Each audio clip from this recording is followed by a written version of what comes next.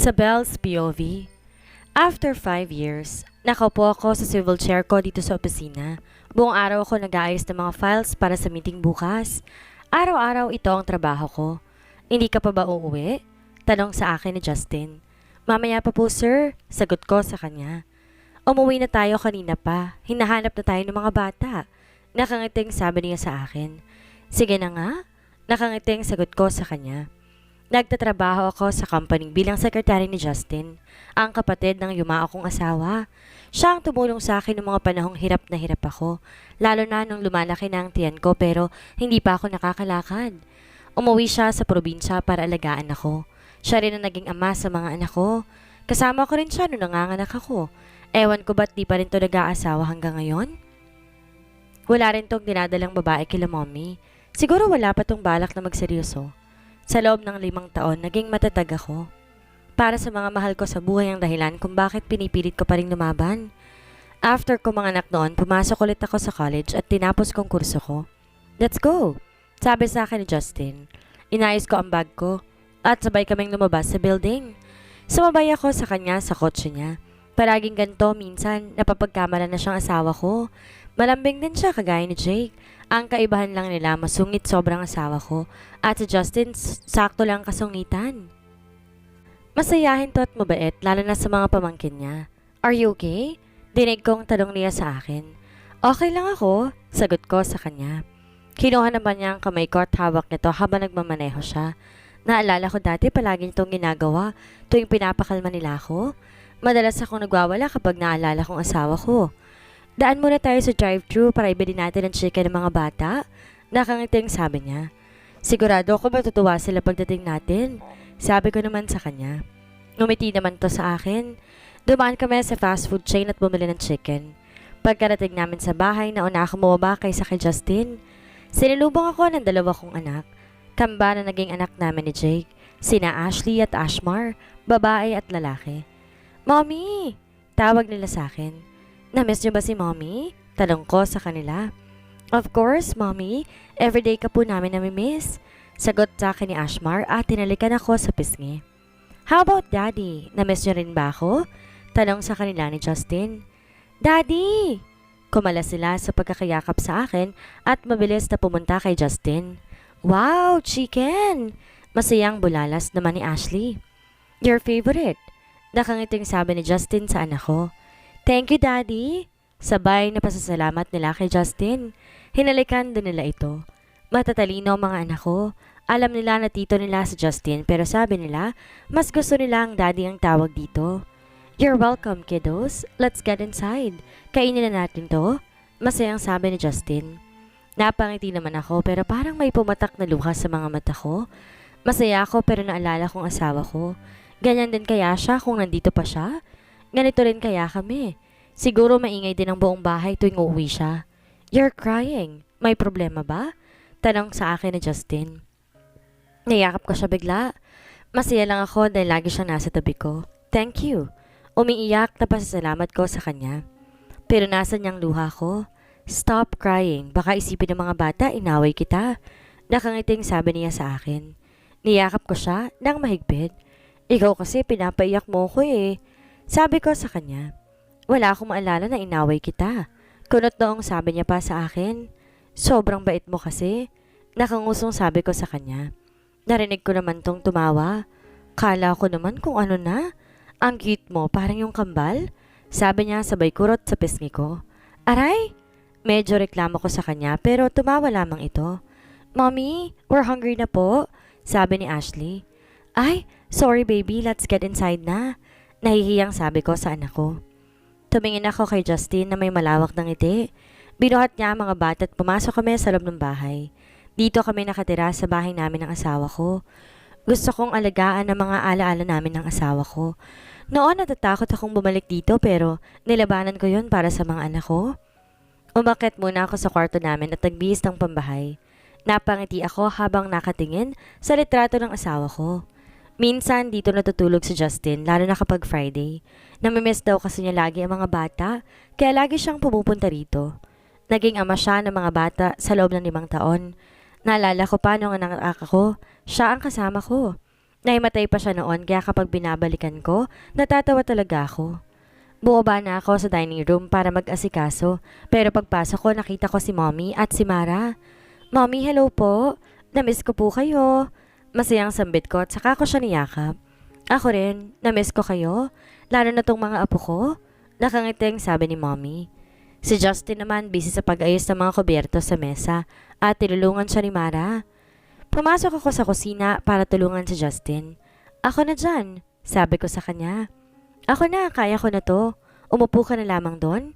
Nakangiting sabi niya sa akin. Ako na, alam ko na pagod ka. Sa daming trabaho mo kanina sa kumpanya. Sabi ko sa kanya, sabay kuha ng mangkok sa kamay niya. Okay ma'am, sabi niya sa akin bago lumabas sa kusina. Napangiti nilang ako at sinali ng ulam sa mangkok at sumunod sa kanya sa labas. Masaya kaming naghapunan. Nagkwentuhan muna kami nila mommy bago sila umuwi. Si Justin naman dito muna matutulog. Walang pasok bukas kaya dito na lang daw muna siya. Nakasanayan na kasi nilang mamasyal tuwing day off niya eh. Kahit siya ang boss, binibigyan niya ang sarili niya ng off at inilalaan niya yon para sa mga bata. Sa mga pamangkin niya kaya malaking pasasalamat ko at utang na loob kay Justin. Pinatulog ko muna ang mga bata bago ako pumasok ng kwarto ko. Bumaba muna ako para uminom ng gatas. Yun ang ginagawa kong pampatulog tuwing gabi. Madalas kasi akong inaatake ng insomnia ko, kaya sinanay ko ang sarili ko na uminom ng gatas. Napadaan ako sa terrace at nakita ko si Justin na nakatayo doon habang may hawak na lata ng beer. Hindi ka pa ba matutulog? Tanong ko sa kanya. Ubusin ko lang to. Sagot niya sa akin. Sige, pagkatapos mo dyan, matulog ka na. Nakangiting sabi ko pa sa kanya. Maglalakad na sana ako paalis nung tawagin niya ako. Sabrina? Tawag niya sa akin kaya napahinto ako. Bakit? Tanong ko sa kanya at nilingon ko rin siya. Good night. Ano niya sa akin? Good night, Justin. Sabi ko sa kanya at naglakad na ako papasok sa kwarto ko. Hindi ko maintindihan ang sarili ko dahil bigla na lang bumilis ang tibok ng puso ko. Naaawa lang siya sa'yo, Sabrina, at kapatid lang ang tingin niya sa'yo. Huwag mong bigyan ng kahulugan ng mga tingin at mga kilos niya. Mahal lang niya ang mga pamangkin niya. Mahal mo rin ang asawa mo. Sermon ko pa sa sarili ko. Pakiramdam ko kasi may iba sa bawat tingin niya sa akin. O ako lang nag-iisip ng ganon. Ngayon lang ako nag-isip ng kakaiba at alam ko mali ito. Mahal na mahal ko ang asawa ko at hindi ko siya kayang ipagpalit sa iba. Maaga pa akong gumising para maghanda ng almusal namin. Pero nagulat ako pagbaba ko dahil nasa kusina na si Justin. Nagluluto siya ng agahan. Minsan nagtataka ako kung bakit ang gagaling nilang magluto. Tinalo pa nilang mga babae. Good morning, Justin. Bati ko sa kanya. Good morning. Nakangiti ito habang naglalakad papalapit sa akin. Hindi ko inaasahan na sumunod niyang ginawa.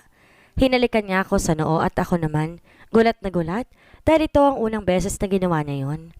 Bumalik to sa ginagawa niya na para bang walang nangyari. Ako naman pumunta lang sa kwarto ng mga bata. Pagpasok ko, tulog pa mga ito, kaya humiga ako sa gitna nila. Niyakap ko, tinalikan ng mga anak ko, hanggang sa hindi ko na malay nakatulog na pala ako ulit. Nagising lang ako nang may humalik sa pisngi ko. Nang idilat kong mata ko, bumungad sa akin ang mukha nilang tatlo na nakangiti. Your mommy is awake na. Dinig kong sabi ni Justin sa kambal. Let's go downstairs. The food is ready. Sabi niya sabay buhat sa dalawa at naunang lumabas ng silid. Ako na may bumangon na para sundan sila hanggang sa makarating kami sa dining area. Sabay-sabay kaming kumain ng breakfast.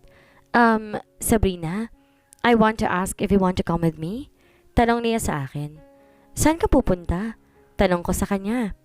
Sa Cebu, may conference doon. You are my secretary kaya isasama sana kita. Bulalas niya sa akin. Oo naman, trabaho ko yon. Nakangiting sagot ko sa kanya.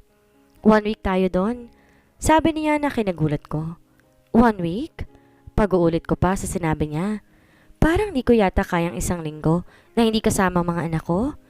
Yeah, pero kung gusto mo, isama natin ang mga bata para hindi mo sila mamiss. Kasi ako mamimiss ko mga babies ko. Nakangiting sabi niya. Kinurot din niya ang pisngi ng 2 bata. Sige, para makapamasyal din sila. Sagot ko sa kanya. Thank you. Sad nito sa akin. Thank you rin, Justin. Nakangiting sabi ko at kumain na ulit. Naging maingay ang kapagkainan namin dahil naghaharutan pa silang tatlo. Pagkatapos namin kumain, hindi ako naghugas at naglinis sa kusina. Nais pa sana ni Justin na siya pero hindi ako pumayag. Siya lang nagluto tapos gusto pa niya maghugas. Nung matapos ako, lumabas na ako sa kusina at pinuntahan sila sa sala. Kailan pa lang alis natin? Talong ko kay Justin. Tomorrow, sagot niya sa akin. Okay. Tipid na sagot ko at umakyat na sa kwarto para magsimulang mag-ayos ng mga gamit ng mga bata. Sa sobrang busy ko, nakakalimutan kong tanghali na. Kalimutan ko palang paliguan ng mga bata. Pinag-day off ko kasi ang kasambahay namin. Tuwing wala akong pasok, day off nila. Napatampal ako sa noo ko. Lumabas ako sa kwarto. Tumingin sa baba pero wala sila kaya naisip ko, baka nasa kabilang silid lang sila. Pagpasok ko, nakita ko, binibihisa na ni Justin ng kambal. Naku, pasensya ka na, Justin. Hindi ko na malayan ng oras. Ako na magbibihis sa kanila. Magbihis ka na rin dahil nabasa na yung damit mo. Sad ko sa kanya, sabay iwas ang tingin dahil nahihiya ako. Bumakat kasi ang mga pandesal niya. Tulungan na kita. Ako na magbibihis kay Ashmar. Wag na, ako na lang. Nginitian ko siya, sabay hablot sa kamay niya ang damit ng anak ko. Okay, ma'am. Pang-asar niya pa sa akin. Sige na, magbihis ka na ron. Pagtataboy ko sa kanya. Narinig ko naman tumawa ito, pero mabilis ding lumabas ng silid namin. Inasikaso ko na mga anak ko. Babies, we're going to Cebu tomorrow. Masayang sabi ko sa kanila. Really po, mommy? Wow, I'm so excited. Maarting sabi ni Ashley. Napangiti naman ako dahil ang ganda niya talaga. Yes, baby, sagot ko sa kanya. Is daddy coming with us po? Tanong naman ni Ashmar. Of course, baby. Si daddy ang nagaya sa atin pero we need to work first, okay? After ng work, mamamasyal na tayo. Okay po, mommy. Panabay na sagot pa nila sa akin. Nang matapos ko silang bihisan, mabilis silang lumabas sa kwarto. Ako naman ay pumasok na sa room ko para maligo. Nagulat ako paglabas ko sa banyo, saktong papasok si Justin sa pintuan. Ay! Di ko mapigilang bulalas. Mabilis din akong bumalik sa loob ng banyo. Nakalimutan ko pang ilak ang pintuan. Nakatapis lang kasi ako ng towel kaya kinuha ko ang bathrobe ko at sinuot bago ko lumabas ulit. Akala ko lumabas na to pero nakaupo ito ngayon sa kama ko. Magbihis ka kasi sa labas tayo kakain? Sabi niya bago tumayo at lumabas na sa silid ko. Pumasok naman ako sa walk-in closet namin ng asawa ko. Hindi ko maiwasang malungkot tuwing nakikita ko mga damit niya. Mas gusto kong nandyan lang ang mga yon at nakikita ko palagi. Walang araw na hindi ko siya namimiss. Sobra ako nangungulila sa kanya. 5 taon nang lumipas pero pakiramdam ko kahapon lamang ang lahat. Di ko maiwasang umiyak pero mabilis ko rin tong pinunasan at nagbihis na. Baka mainip na ang mga bata. Mabilis akong bumaba at umalis na kami. Sa Griffins kami kumain at di ko inaasahan na makikita ko si Ate Raquel. Masaya kaming nagkamustahan. Pagkagaling namin sa Griffins, dumiretso kami sa isang park para makapaglaro ang mga bata. Masaya silang naglalaro. Ako naman na nagsilbing photographer ngayon. May lumapit sa akin isang teenager. Ate, gusto niyo po bang kunan ko kayo? Ang ganda po ng family ninyo eh. Nakangiting saan dito sa akin. Hindi. Sige miss, kunan mo kami. Biglang nagsalita sa likuran ko si Justin. Sige po. 1, 2, 3, smile! Saan niya? Umiti naman ako. Ilang shots pa bago kami natapos. Halos lahat magaganda ang kuha niya. Para kaming isang masayang pamilya. Pinilit kong kumilos ng normal at pinipigilan kong luha ko dahil naiiyak na naman ako. Naiiyak ako kasi ang asawa ko dapat ang nasa litratong kasama namin. Pero wala na ako magagawa. Wala na siya at kailanman hindi na siya babalik pa sa amin. Umuwi na kami at wala akong imig. Hindi ko rin namalayan na katulog na pala ako. Naramdaman ko na lang nung inilapag niya ako sa kama. Pinipilit kong imulat ang mga mata ko pero hindi ko kaya. Good night. Tanging narinig ko na sabi ni Justin. Kinabukasan maaga akong nagising para maghanda dahil alas 10 ang alis namin papunta sa airport. Kami lang 4 ang magbubiyahe. Behave naman ang mga anak ko kaya walang problema. Ang ganda ng Cebu. First time ko palang makapunta rito kaya natuwa talaga ako na sobra. Dumiretso kami sa hotel. Isang room lang ang kinuha namin. Malaki naman to kaysa kasya kaming 4. Bukas na magsisimula ang conference nila. Di naman pala talaga ako kailangan. Nais lang daw niya na magbakasyon kami kaya sinama niya kami. Gumala silang 3 at naiwan lang ako sa room namin. Sumakit kasi ang ulo ko kaya nanatili lang ako buong maghapon dito sa suite namin. Di na sila umakyat at tumawag na lang sa akin kaya bumaba naman ako. Habang nasa elevator may nakasabay akong matangkad na lalaki pero hindi ko to tiningnan. Ang tayong alam ko lang nakasuot to ng suit pero naiyak akong bigla dahil naalala kong namayapa akong asawa sa pabango niya. Magkatulad sila ng gamit na pabango. Nagulat ako nang bigla niya akong bigyan ng panyo. Magpapasalamat pa lang sana ako nang mabilis naman tong lumabas sa elevator kaya hindi man lang ako nakapagpasalamat. Ginamit ko na lang ang panyo niya at mabilis na lumabas sa elevator. Pinuntahan ko na ang mga anak ko sa buffet dito sa loob mismo ng hotel. Habang naglalakad ako, hindi ko maiwasang isipin ang nagbigay sa akin ng panyo. Sino kaya siya? Sinalubong ako ng kambal pagpasok ko pa lamang sa loob ng restaurant. Nakangiti silang dalawa habang tumatakbo papalapit sa akin. Halatang masaya talaga sila sa naging gala nila. Mommy! Panabay pang tawag nila sa akin. How's your day? Tanong ko kay Ashley. It was fun, Mommy. Sagot naman niya sa akin. How about you, Ashmar? Tanong ko sa anak kong lalaki. It was great, Mommy. Masayang sagot sa akin ng anak ko habang malawak ng ngiti sa labi. Napangiti naman ako dahil halatang nag-enjoy silang tatlo. Thank you, Justin. Sabi ko sa kanya. You're always welcome. Let's eat na? Sagot niya sa akin sabay kurot sa pisngi ko. Masaya kaming naghapunan. Pagkatapos umakit na kami sa room namin. Inasikaso ko muna ang mga anak ko. Pagkatapos inayos kong kailangan bukas sa conference. Kami ang nahiga sa kama at sa couch naman si Justin. Nagising ako na madaling araw, hindi ko sinasadya na napatingin ako kay Justin. Nakita ko nahulog ang kumot niya kaya bumaba ako para kunin ang kumot. Inayos kong kumot at bumalik rin ako sa tabi ng mga bata. Natulog ulit ako dahil maaga pa ako mamaya. Maaga akong bumangon para ihanda ang mga gamit ni Justin. Pagkatapos ko, nilapitan ko siya para gisingin. Justin, gising na, Tanging sagot niya sa akin. Justin, 6 a.m. na. Saad ko ulit sa kanya. Hindi to sumasagot kaya nag-aalala ako. Nakawakan ko siya, mainit ang katawan niya. Justin, okay ka lang ba? Ang init mo. Nag-aalalang tanong ko sa kanya. Dito ka lang ha? Kukuha lang ako ng makakain mo at saka bibili na rin ako ng gamot. Paalam ko sa kanya. Nagsuot lang ako ng cardigan at mabilis nang lumabas para bumili ng gamot. Nakalimutan ko kasi ang medicine kit na lagi kong dinadala. Mabilis akong pumasok sa pharmacy at bumili ng gamot. Nagdagdag na rin ako ng cup noodles. Nagtanong din ako kung nagsiserve ba sila ng lugaw. Hindi raw kaya pwede na siguro tong cup noodles. Di ko na pinagkabalahang silipin ang sarili ko dahil nagmamadali na talaga ako. Nakahinga ako na maluwag nung nakapasok ako sa elevator. Medyo nailang ako sa tingin sa akin ng katabi ko. Pasimple kong tinignan na sarili ko. Nagulat ako dahil wala nga pala akong suot na bra. Nakaramdam ako ng hiya, kaya yumuko na lamang ako. Pagbukas ng elevator, mabilis akong tumakbo, papunta sa room namin. Pero dahil sa pagmamadali, bigla akong may nabangga. Naku, sorry po. Pasensya na po kayo, nagmamadali lang po ako. Hingi ko ng paumanhin. Sa lalaking nakabangga ko. Hindi to sumagot. Siguro okay lang, kaya mabilis akong tumakbo, papasok sa pintuan nang hindi nililingon ang lalaki. Pagdating ko sa room, agad kong inasikaso si Justin. Kumain ka muna para makainom ka ng gamot. Saad ko sa kanya. Pwede bang ikaw nang pumunta sa conference? Talong niya sa akin. Sige, ako nang pupunta. Magpahinga ka dito. Mabait naman ang kambal at alam kong aalagaan ka nila. Nakangiting sabi ko pa sa kanya. Thank you, Sabrina. Sige na, kainin mo na yan para makainom ka ng gamot. Ani ko sa kanya. Thank you, Sabrina. Alam ko wala itong gana pero pinilit nitong kumain. Naisip ko rin baka sa pagod niya kahapon noong gumala silang tatlo.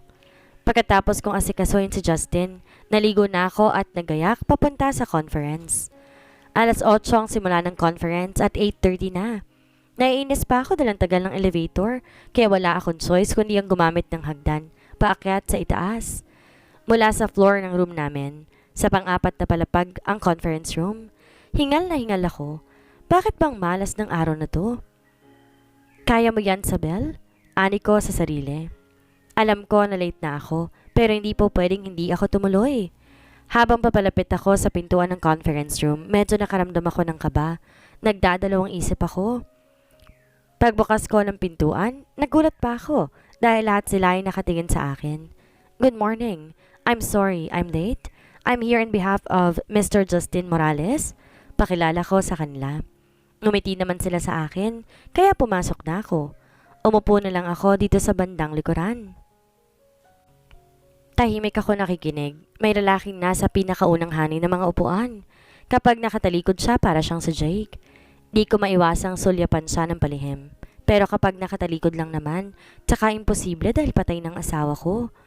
Pilit kong sinasawi ang sarili ko at nag-focus na lamang ako. Natapos ang conference at ako ang unang lumabas. Nag-aalala kasi ako kay Justin. 4 na oras din akong wala at sila na lang 3 ng mga bata. Kailangan ko pang bumalik mamayang 2 p.m.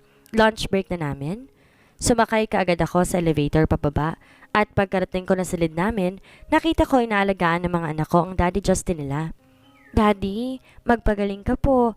Kami po muna mag-aalaga sa'yo. We love you, Daddy. Sabay na saan nila at tinalikan si Justin kahit nakita kong napangiti naman to. Wow! Very good naman ng mga babies ko. Inalagaan nila si Daddy. Kumain na ba kayo? Tanong ko sa kanila. Yes, Mommy. Tumawag po kami sa phone then nag-deliver po sila dito. Masayang sabi ni Ashley. Napangiti naman ulit ako dahil matatalino silang bata. Ang very good naman ng mga babies ko. Mamaya samaan niyo ulit si Daddy dito kasi need pa ni Moming bumalik to na. Kapag very good kayo ulit, bibili ko kayo ng ice cream. Sabi ko sa kanila. Really, Mommy? Masayang tanong sa akin ng mga anak ko. Of course. Kailan ba ako hindi tumupad sa promise ko? Thank you, Mommy. Don't worry po. Aalagaan po namin siya para mabilis siyang gumaling at makagala po tayo ulit. Sabi naman ni Jason. Natawa ako sa naging sagot nila. Talagang galaan ang iniisip ng mga anak ko. Sobrang enjoy siguro nila, kaya gustong-gusto nilang mamasyal ulit. Nakatulog si Justin at ako naman nag-aayos na ulit para bumalik sa itaas. Nagpaalam ako sa mga anak ko at babalik na ako sa conference. Gabi na natapos ang conference namin. Nasa elevator ako at naisipan ko pumunta sa convenience store para bumili ng ice cream ang mga anak ko. Paglabas ko, tumawid kagad ako. Medyo natagalan pa dahil mahaba ang pila sa counter. Paglabas ko, may nakita kong batang umiiyak. Sa tingin ko kasing edad lang niya ang kambal. Nilapitan ko siya at tinanong, Hi baby, sino kasama mo? Mahinahong tanong ko sa kanya. Hindi to sumagot at umiiyak lang. Stop crying na baby. Saan ang mommy mo? Tanong ko sa kanya ulit. I can't understand you. Saad niya sa akin. Nagulat ako kasi Inglesero pala siya. Where's your mom and why are you alone? Napa-English pa tuloy ako. My mom is not here. I'm with my dad and I'm lost. Umiiyak na sabi niya. Stop crying na. Let's find your daddy, okay? Nakangiting sabi ko. Nagulat ako dahil niyakap niya ako. Pamilyar ang mga mata niya. Parang nakita ko na dati. Bulong niya sa akin. Thank you. You're welcome. Come on, let's find your daddy na. Saad ko sa kanya. Hawak kong kamay niya habang naglalakad kami pabalik sa hotel. Ang sabi niya kasi, doon din daw ang daddy niya. Malapit na kami sa lobby nang bigla itong bumitaw. Tumakbo papunta sa lalaking nakatalikod. Daddy! Rinig kong tawag niya dito. Di ko inaasahan ang paglingon ng lalaki. Jake? Nauutal na bigkas ko sa pangalan ng lalaking nasa harapan ko ngayon. Ang lalaki sobra kong namimiss. Hindi ko napigilan ang sarili ko. Mabilis akong tumakbo papunta sa pwesto nila at niyakap ko siyang bigla. Jake? Umiiyak pang tawag ko sa pangalan niya. What the heck are you doing, miss? I am not Jake. Galit na sigaw niya sa akin. Pero kamukha mo siya. Umiiyak na sabi ko sa kanya. I don't care. Galit na sabi niya at sa kanya ako tinulak. Daddy! Umiiyak na tawag sa kanya ng bata. Are you okay, Ashlon? Tanong nito sa bata. I'm okay, Daddy. She helped me. Sabi nito sa lalaki sabay turo sa akin. Nakatingin lang to sa akin. Let's go. Saan nito sa bata? Lalo ko naiyak dahil totoo ngang anak niya to. Pinunasan kong luha ko at saka tumayo. Kahit mabigat ang mga paa ko, pilit kong inihakbang ang mga to. Siguro kamukha lang niyang asawa ko. Nakuha na namin ang pansin ng ibang tao kaya mabilis ako naglakad papunta sa elevator. Hindi ko na sila nilingon. Namimiss ko lang siguro ang asawa ko at namamalik mata ko. Matagal na siyang patay kaya malabong siya sa Jake. Hindi siya si Jake kaya tumigil ka sa kahibangan mo, Sabel. Kastigo ko sa sarili. Inayos ko ang sarili ko. Hindi pwedeng makita ng mga anak ko na ganito ako. Lalo na si Justin. Pinilit kong ngumiti. Pagpasok ko, nakaayos ng pagkain namin. Masaya ang mga anak ko dahil binili ko sila ng ice cream. Are you okay? Tanong sa akin ni Justin. Okay lang ako. Ikaw, kamusta ang pakiramdam mo? Tanong ko sa kanya. Kinapa ko rin kung may lagnat pa siya. Mabutit wala na. I'm okay now. Magaling kasi ang mga nag-alaga sa akin. Nakangiting sagot niya sa akin. Ngumiti na lang ako sa kanya. Malalim ng gabi pero hindi maalis sa isipan ko ang lalaking kamukha ni Jake. Hindi ko mapigilang di umiyak. Sobrang namimiss ko na siya. Lumabas ako sa silid namin at bumaba ako sa my garden area. Malalim na ang gabi pero may mga tao pa rin akong nakikita sa labas. Naiiyak na naman ako tuwing naalala kong nangyari 5 years ago. Kung paano ako nagsikap na maglakad at kung paano ko kinayang ilabas sa mga anak namin kahit pa sobrang hirap na ako. Kung hindi siguro ako nawalan ng malay ay baka hindi ko talaga kayang alalahanin ang lahat. Napatigil ako sa pag-iisip na biglang may umupo sa harapan ko. Tumingin ako sa kanya at nakingulat ko na si Jake ito. Jake, ikaw ba yan? Umiiyak na tanong ko. I am not Jake. Nakita kita kaya lumapit ako. Gusto ko lang magpasalamat sa iyo, miss, sa paghatid sa anak ko. Sabi nito sa akin. Nagkatitigan kaming dalawa. Ang mga mata niya ay tulad talaga ng mata ng asawa ko. Nakita ko na parunok ito. Pasensya ka na ako na pagkamalan kitang kakilala ko. Saad ko sa kanya. Kailangan kong tanggapin na hindi siyang asawa ko. It's okay. I'm Nicolo Galvez. Pakilala nito sa akin. Sabrina Morales. Pakilala ko naman sa kanya. It is nice to meet you, Sabrina. I gotta go now. Paalam nito sa akin. Pero bago pa ako makasagot, bigla na lang niya akong hinalikan sa labi. Hindi ko alam pero biglang uminit ang buo kong katawan. Hanggang ngayon, dilat pa rin ang mga mata ko. Nang bigla ito nagsalita, Are you okay? Napaintag ako dahil imagination ko lamang pala yun. Sige, mauna na ako sa inyo. Mabilis kong paalam sa kanya at mabilis na naglakad papunta sa elevator. Nakakainis dalang tagal, kaya mabilis akong pumunta sa may hagdanan para umakyat. Pero bago ko maihakbang ang isa kong paa, may humila sa akin. Shit! Hindi ko kaya to, hindi ko gagawin sa'yo. Sabi ni Nicolo bago sakupin ang labi ko. Totoo na ba to? Hindi na ba ito panaginip? Pasimple kong kinurot ang hita ko. Ouch! Hindi ko napigilan dahil masakit. Totoo nga talagang hinalikan niya ako? Are you okay? Biglang tanong niya sa akin. Oo, okay lang ako. Sagot ko sa kanya. Hindi ko alam kung ba't ganito ang epekto mo sa akin, Sabrina. Nahihirapang sabi niya sa akin. Hindi ko alam pero para ka talagang si Jake. Hindi ko na natapos ang sasabihin ko nang bigla niya akong buhatin at halikan. Sinandal niya ako sa pader. Nagtama ang mga mata namin. Hinalikan niya ako ulit at ramdam ko ang nasa pagitan ng mga hita niya. Patuloy kami sa paghahalikan nang bumaba ang halik niya sa leeg ko.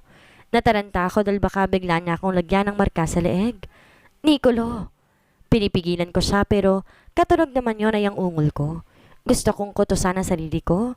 Pero lalo niyang pinag-igtingan ng paghalik sa leeg ko hanggang bumaba sa mga dibdib ko. Nicolo, kailangan ko nang umalis. Sabi ko sa kanya. Mukhang natauhan naman to. I'm sorry, Sabrina. Hingi nito ng paumanhin sa akin. It's okay. Sagot ko sa kanya at mabilis umakyat sa hagdanan. Paulit-ulit kong kinakastigo ang sarili ko dahil hinayaan ko to na hawakan ang katawan ko. Hindi siya si Jake Sabel, kaya tumigil ka na. Naakit lang siguro siya sa suot mo? Sa tingin ko may asawa na yon dahil may anak na. Tuwing naalala kong anak niya, hindi ko maiwasang mapangiti. Nang makabalik ako sa silid namin, humiga ako para matulog. Kinabukasan si Justin ang pumunta sa conference.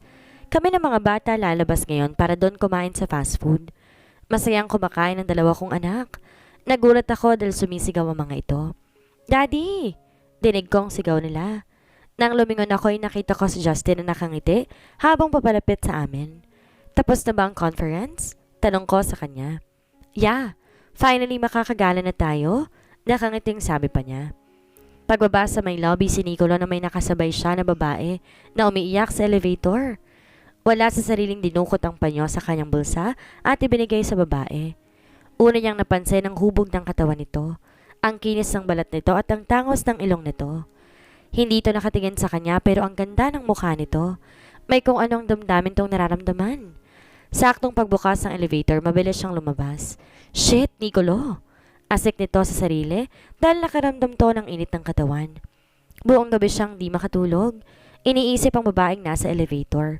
Nandito siya para sa conference na gaganapin bukas pero eto siya at hindi siya makatulog. Kinabukasan maaga pa rin nagising si Nicolo. Palabas siya ng unit na makabangganan naman niya ang babaeng nasa elevator. Ang ganda ng boses nito, parang musika sa kanyang pandinig. Mukhang nagmamadali to dahil nakasuot pa to ng pantulog. Huminga siya ng malalim dahil may kakaiba na naman siyang nararamdaman. Bumalik siya ng silid niya at nag-cold shower. Hindi malaman ni Nicolo kung bakit siya nakakaramdam ng init ng katawan tuwing nasa malapit lang babae. Ganito na ba siya katigang para magnasa sa iba? Alam niyang mali dahil pamilyado na siyang tao. Hindi siya ganito sa asawa niya. Simula na magising siya, hindi pa sila nagtatalik ng asawa niya. Madalas na nga itong nagagalit sa kanya dahil hindi na raw sila nakakapag-sexy time. Magandang asawa niya pero nung makita nito ang babae, nag-iba ang pamantayan niya sa salitang maganda. Hindi nito akalain na makakasama nito ang babae sa conference. Nakontento siyang titigan na maganda nitong mukha mula sa malayo. Gabi na natapos ang conference at mabilis siyang lumabas dahil pinuntahan siya ng anak niya. Hindi nito namalayan na wala pala sa tabi niya ang anak niya. Bumalik siya sa hotel para lang hanapin ito. Ilang sandali lang narinig niyang tinawag siya ng anak niya. Pero laking gulat niyang paglingon niya dahil kasama nitong babae at tinawag siya sa pangalang Jake. Umiiyak ito. Di niya namamalayan, sinusungitan at sinisigawan niya to. Mabilis tong umalis sa harapan nila. Naiinis si Nico sa sarili niya. Gabi na di siya makatulog, kaya pumunta siya sa may garden area. Nakita niya ulit ang babae doon. Naparunok siya nang dumako ang mga mata niya sa suot nitong pantulog. Bakit bang hilig nitong lumabas sa ganitong ayos? Tanong ni Nicolo sa kanyang sarili. Nag-uusap ang mga to at nalaman ni Nicolo Sabrina pala ang pangalan nito. Nauna tong umalis at parang nagmamadali. Hinabol niya ito. Nakita niya pumasok to sa may pinto, papunta sa may hagdan. Akmang aakit na to nang hilahin niya ito at halikan. Sa tingin ni Nicolo hindi siya makakatulog kapag hindi niya natikman ang labi ni Sabrina. Kanina pa niya to naisunggaban ngunit pinipigilan lang niya ang kanyang sarili. Hanggang sa hindi niya namalayan, nasa dibdib sa ni Sabrina ang tinatahak niya. Napakasarap sa pakiramdam. Pakiramdam niya ay nais nang lumabas nang nasa pagitan ng mga hita niya. Lalo siyang nag-iinit tuwing may munting ungol lumalabas sa bibig niya. Nawala sa isip ni Nicolo kung nasan sila ngayon. Biglang naputol ang lahat nang bigla nitong sabihin na aalis na ito. Shit! Nawala siya sa sarili kaya humingi siya ng paumanhin dito. Mabilis tong umakyat sa itaas. Sinundan na lang niya to ng tingin. Sa tingin niya kakailanganin niya ang palad niya ngayon. Oh Sabrina! Faster! Tinaas baba niya ang palad niya. Habang iniisip ang magandang mukha ni Sabrina. Ito ang unang beses na ginamit niya ang kamay niya. Hindi na niya nakayanan dahil ang sakit na talaga ng puso niya. Sabrina! I love that. Keep going. Nahihibang nasaad pa niya. Ilang sandali pa nakaraos din siya. Baliw ka na talaga, Nicolo. Asik nito sa sarili at ipinagpatuloy ang paliligo. Ito na ang huling araw ng conference at tanghali pa lang natapos na ito. Di na rin siya pa nakita ni Sabrina. Kasama ni Nicolo ang anak niya at namasyal sila sa mall. Wala sa sariling napatingin siya sa loob ng isang fast food chain at doon nakita ni Nicolo si Sabrina na may kasamang dalawang bata. Bigla na lang siyang natulala habang nakatingin sa mga ito. Daddy, are you okay? Dinig niyang tanong sa kanya ng anak niya. Yes, baby. Nakangiting sagot niya. Noon tumingin ulit si Nicolo sa peso ni Sabrina. Nakita niyang dumating ang isang lalaki. Parang pamilyar to sa kanya. Nakasuot ito ng business suit. May kung ano siyang nararamdaman.